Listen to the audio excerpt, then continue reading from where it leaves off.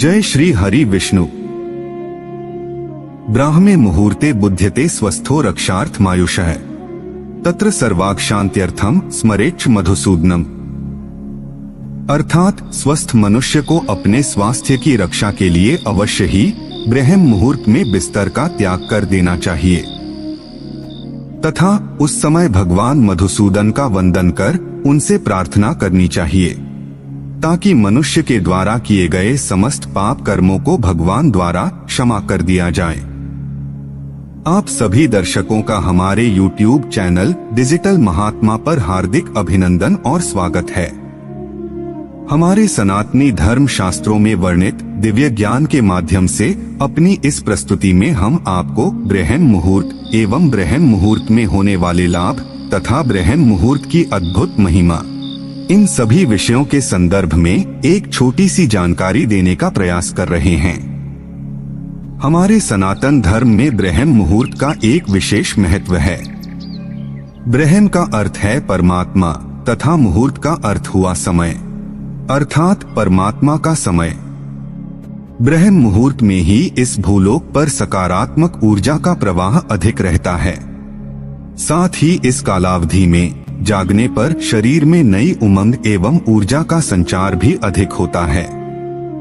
ब्रह्म मुहूर्त में समस्त देवी देवता पृथ्वी पर भ्रमण करते हैं। ऐसे में देवी देवताओं को प्रसन्न करने के लिए इस अवधि में कुछ विशिष्ट तथा एकांतिक कार्य करने की सलाह दी जाती है। इसी के सन्मुख शास्त्रों के अनुसार कुछ ऐसे कार्य भी हैं जिन्हें ब्रह्म मुहूर्त में कदापि नहीं करना चाहिए।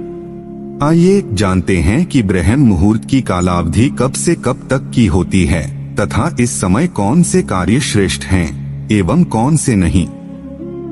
रात्रि के चौथे व अंतिम पहर यानी उषा काल से लेकर तथा सूर्योदय से पहले तक का जो समय होता है उसे ब्रह्म मुहूर्त कहा जाता है। 24 घंटे में 30 मुहूर्त होते हैं। 2 घड़ी अथवा 48 मिनट के कालखंड को एक मुहूर्त कहा जाता है। दिन व रात का 29वां भाग ब्रह्म मुहूर्त कहलाता है। ब्रह्म मुहूर्त का समय रात्रि के चौथे व अंतिम पहर से लगभग प्रारंभ हो जाता है तथा सूर्योदय तक पूर्णतः समाप्त हो जाता है। हमारी घड़ी के अनुसार प्रातः 4:24 से लेकर 5:12 तक की कालावधि ब्रह्म मुहूर्त की है। अर्थात मनुष्य को 4 से 5:30 बजे के मध्य जागृत अवस्था में होना ही चाहिए। यह समय निद्रा त्याग के लिए सर्वोत्तम है। इस कालखंड में मनुष्य को किसी भी परिस्थिति में अवश्य ही अपने शैया का त्याग कर देना चाहिए। अब बहुत से लोगों के मन में यह शंका अवश्य उठती होगी कि इस भूतल में बहुत से ऐसे भी स्थान हैं जहां बताए गए समय से पूर्व ही सूर्योदय हो जाता है। इस शंका का समाधान यह है कि उन स्थानों में जितनी शीघ्रता से सूर्य उदित होता है उतनी ही शीघ्र सूर्यास्त भी हो जाता है। इसी के फलस्वरूप इन स्थानों में रहने वाले मनुष्यों को अपनी दिनचर्या सूर्योदय व सूर्यास्त के अनुरूप अपने अपने कार्यों को निभाते हुए पुनः सूर्योदय से कम 2 घंटा पूर्व अवश्य ही जाग जाना चाहिए। तथापि उन स्थानों में सूर्योदय का समय कोई भी हो, ब्रह्म मुहूर्त में उठने से सौंदर्य, बल, बुद्धि, विद्या, आयु और उत्तम स्वास्थ्य की प्राप्ति होती है। यह समय ग्रंथ रचना के लिए उत्तम माना गया है। ब्रह्म मुहूर्त में उठने से शरीर में शारीरिक बल एवं सहन शक्ति का निर्माण होने लगता है तथा साथ ही मानसिक तनाव, चिंता, अनिद्रा और निराशा जैसी विभिन्न मानसिक बीमारियां दूर होने लगती हैं। ब्रह्म मुहूर्त को अक्षय मुहूर्त भी कहा जाता है। इस मुहूर्त में किया गया कोई भी कार्य अवश्य सफल होने लगता है। पौराणिक काल में महान ऋषि मुनि व योगीजन ध्यान के लिए इसी समय को यथोचित मानते थे।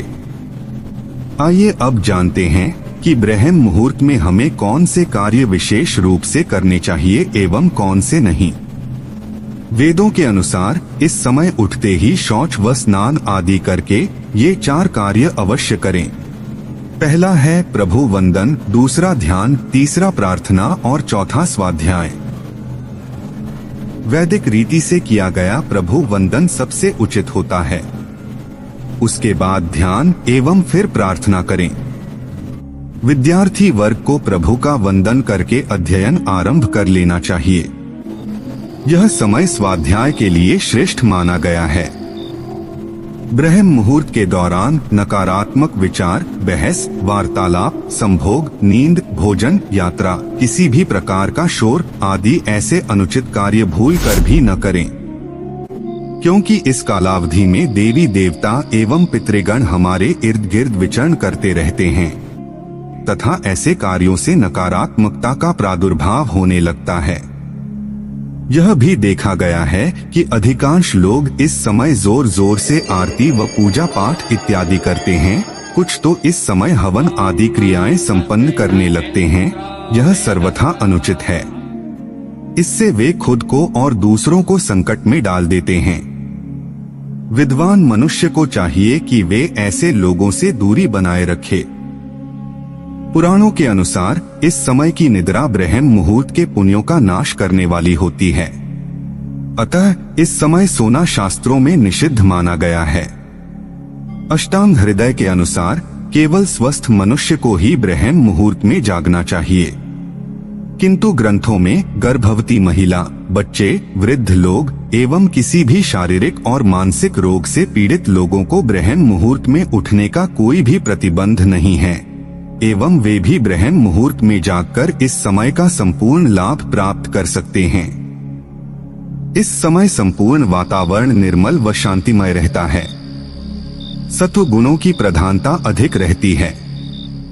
प्रमुख मंदिरों के पट भी ब्रह्म मुहूर्त में ही खोल दिए जाते हैं तथा भगवान का श्रृंगार व पूजन भी ब्रह्म मुहूर्त में ही किए जाने का विधान है।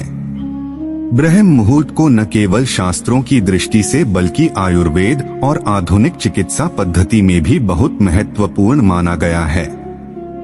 वैज्ञानिक शोधों से ज्ञात हुआ है कि ब्रह्म मुहूर्त में वायुमंडल प्रदूषण रहित होता है एवं इस समय वायुमंडल में ऑक्सीजन अर्थात प्राणवायु की मात्रा सबसे अधिक व शुद्ध होती है, जो कि फेफड़ों की शुद्धि के लिए बहुत महत्वपूर्ण है।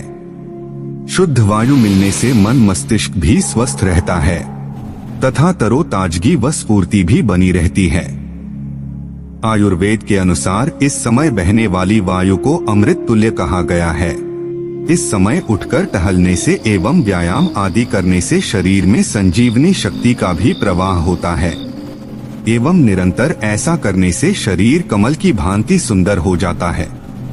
ब्रह्म मुहूर्त के समय मन में कभी भी नकारात्मक भाव नहीं लाना चाहिए, अन्यथा नकारात्मक भावों का मन में उत्पन्न होने से आप पूरे दिन तनावग्रस्त रहेंगे, जिससे आपको मानसिक रूप से भी परेशानी हो सकती है। अंततः इस समय कोई भी बुरे भाव अपने मन में प्रकट न होने दें तथा इस समय वंदन, ध्यान, प्रार्थना, स्वाध्याय एवं व्यायाम इत्यादि करें। इस समय में शुभ कार्य करने से वह पूर्ण होते हैं और पूजा अर्चना करने से भगवान का विशेष आशीर्वाद प्राप्त होता है। तो यह थी ब्रह्म मुहूर्त एवं ब्रह्म मुहूर्त में होने वाले लाभ तथा ब्रह्म मुहूर्त की एक अद्भुत महिमा। इन सभी विषयों के बारे में एक छोटी सी जानकारी। हम आशा करते हैं कि आपको यह जानकारी अच्छी लगी होगी। अगर अच्छी लगी हो तो वीडियो को लाइक करें और हमारे चैनल को सब्सक्राइब करने का कष्ट करें। अगर आपने हमारा चैनल पहले से ही सब्सक्राइब कर रखा है तो इसके लिए हम हृदय की अनंत गहराइयों से आपका कोटि कोटि धन्यवाद करते हैं। अपनी अगली प्रस्तुति में हम आपको एक नई जानकारी देने का प्रयास करेंगे। एक बार फिर से आपका बहुत बहुत धन्यवाद। जय हिंद, जय भारत।